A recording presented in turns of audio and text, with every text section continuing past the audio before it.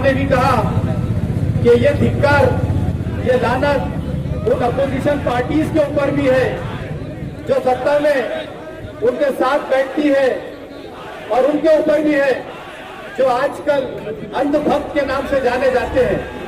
ये अंधभक्तों का ये बहुत बड़ा रोल है इसके अंदर कि इन्होंने सोचा नहीं, इन्होंने शायद पढ़ा नहीं, बड़ों की बातें सुनी नहीं कि अगर कोई बादशाह फकीर बन जाए तो वो चल जाता है, लेकिन कोई फकीर अगर बादशाह बन जाए तो वो मोदी बन जाता है।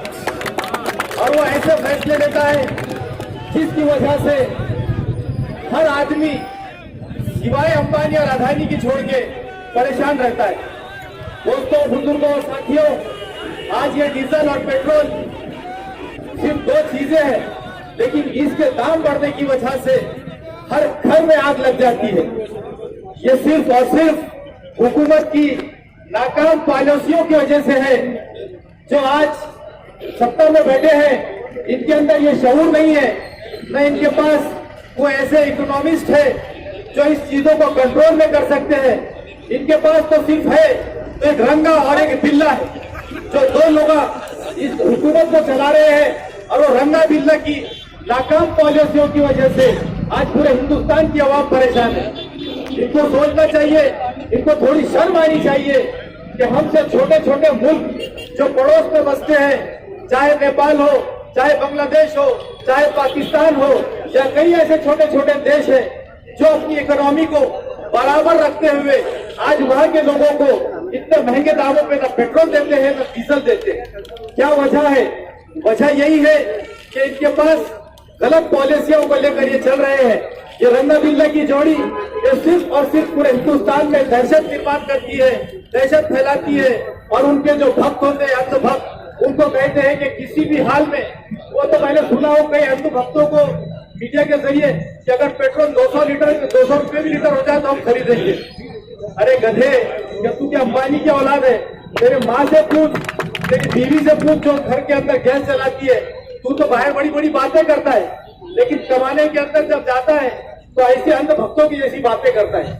बेवकूफ, मैं समझता हूँ आज का ये जो धरना मजलिस इत्तेहादुल मुस्लिमीन ने न सिर्फ औरंगाबाद शहर में बल्कि औरंगाबाद जिले में जिला सदर के सदारत में चल रहा है, और इसी तरह पूरे महाराष्ट्र के अंदर भी ये धरने का आंदोलन किया गया। मैं इस मौके पर यहाँ की हुकूमत को बताना चाहता हूँ कि आप अगर इसके ऊपर अगर गौर नहीं करेंगे, पेट्रोल के दाम कम नहीं करेंगे, तो आज ये शांतिपूर्वक जो धरना चल रहा है, ये हो सकता है दूसरे कई और लोग, क्योंकि आज कोरोना का दौर चल रहा है, हमने बहुत सारे लोगों को ये धरने में आने से रोका, वरना हमारे साथ आज और कई लोग आने के लिए तैयार थे। नहीं करते करते इतने सारे लोग आ गए। अगर हुकूमत ने गंभीरता से नहीं लिया इस बात को, तो आने वाले कुछ दिनों में हम इस धरने को, इस प्रदर्शन को, इस आंदोलन को और तेज करेंगे। और मैं समझता हूँ कि अभी इतना बड़ा आंदोलन करने की नहीं, देखिए वजह यह है कि 2014 के पहले देश के पंतप्रधान मोदी कह रहे थे कि हम सत्ता में आने के बाद इस देश की महंगाई कम करेंगे, लेकिन आपने देखा होगा कि 2014 के बाद तो आज तक गैस हो, पेट्रोल हो, डीजल हो, इसके भाव 3 पट बढ़ गए हैं। आज खाने के तेल के भाव भी बढ़ गए।